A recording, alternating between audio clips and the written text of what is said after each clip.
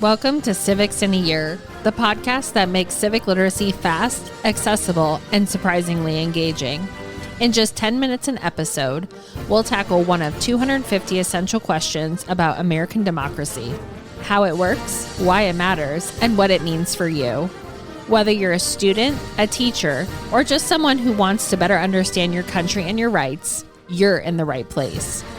Civics in a Year is powered by the Civic Literacy Curriculum from the Center for American Civics and is produced in partnership with the School of Civic and Economic Thought and Leadership at Arizona State University.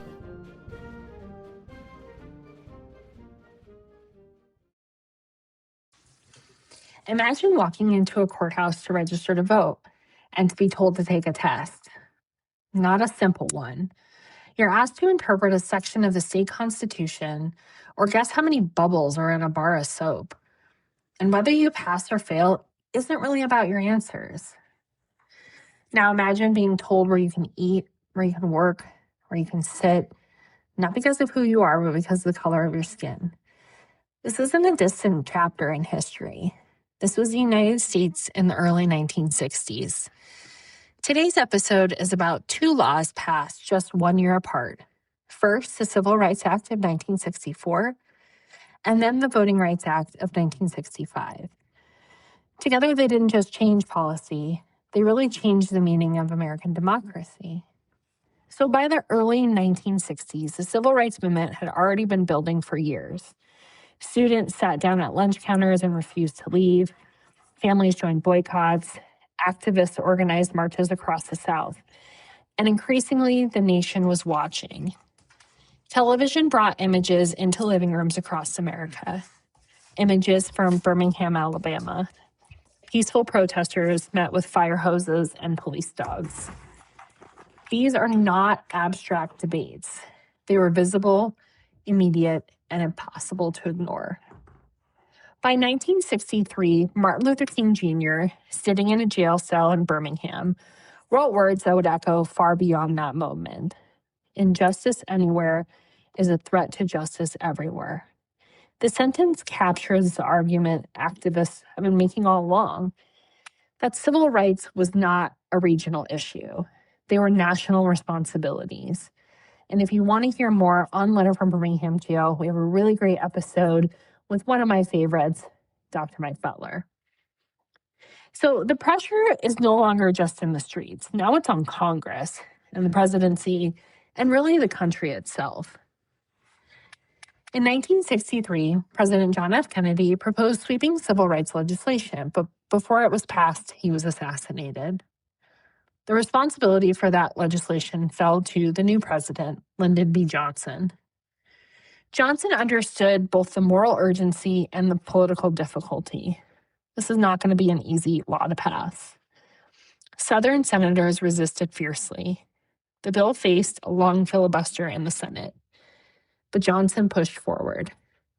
In 1964, he told Congress, "We shall overcome." Those words matter. They connected the power of the federal government to the language used in the movement. Now, the Civil Rights Act of 1964 became one of the most sweeping pieces of legislation in American history. It outlawed segregation in public places, restaurants, hotels, theaters. They could no longer legally separate people by race. It banned discrimination in employment. Employers could not refuse to hire someone based on race, color, religion, sex, or national origin. And most importantly, it gave the federal government new authority to enforce these protections. This meant that a person walking into a restaurant could no longer legally be turned away because of their race.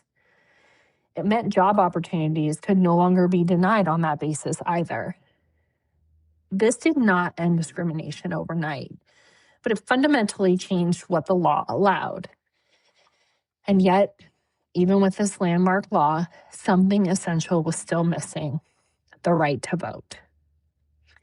Even after the Civil Rights Act, many Black Americans in the South were still effectively denied their right to vote.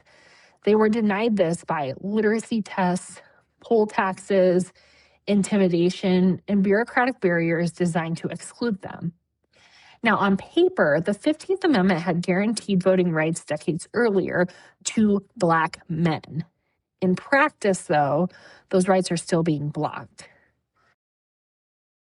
In 1965, activists focused national attention on Selma, Alabama. There, Black citizens attempted to register to vote, and they were systematically prevented from doing so. Local organizers, along with national leaders, planned a march from Selma to Montgomery to demand voting rights. On March 7th, 1965, about 600 marchers set out. They crossed the famous Edmund Pettus Bridge, and they were met by state troopers.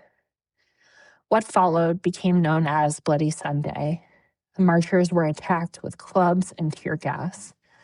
Among them was a young activist and future congressman named John Lewis. He later said, "I thought I was going to die." Once again, the country watched. Once again, the images were undeniable. Just days after Bloody Sunday, President Johnson addresses Congress. This time, the focus was very clear: voting rights. He said, quote, "The right to vote is basic right without which all others are meaningless," end quote. With that statement, the argument was unmistakable. Without access to the ballot, other rights could not be fully protected. The Voting Rights Act of 1965 directly targeted the barriers that had been used to block voters. It banned literacy tests. It authorized federal oversight of elections in places with a history of discrimination. And it allowed federal officials to ensure that citizens could register and could vote. The results were immediate and they were significant. Within a few years, voter registration among Black Americans in the South increased dramatically. New voters means new voices. New voices means changes in representation. And those changes began to reshape political power. The Civil Rights Act of 1964 and the Voting Rights Act of 1965 are often taught as milestones, and they are, but they are also part of an ongoing story. These laws did not end discrimination. They didn't resolve every inequality. What they did was change the role of the federal government and redefine what it meant for rights to be protected under the law. One addressed access to public life, and the other addressed access to political power. Together, they expanded the meaning of citizenship. And maybe that's the lasting question they leave us with. Not just what rights exist on paper, but who can actually exercise them.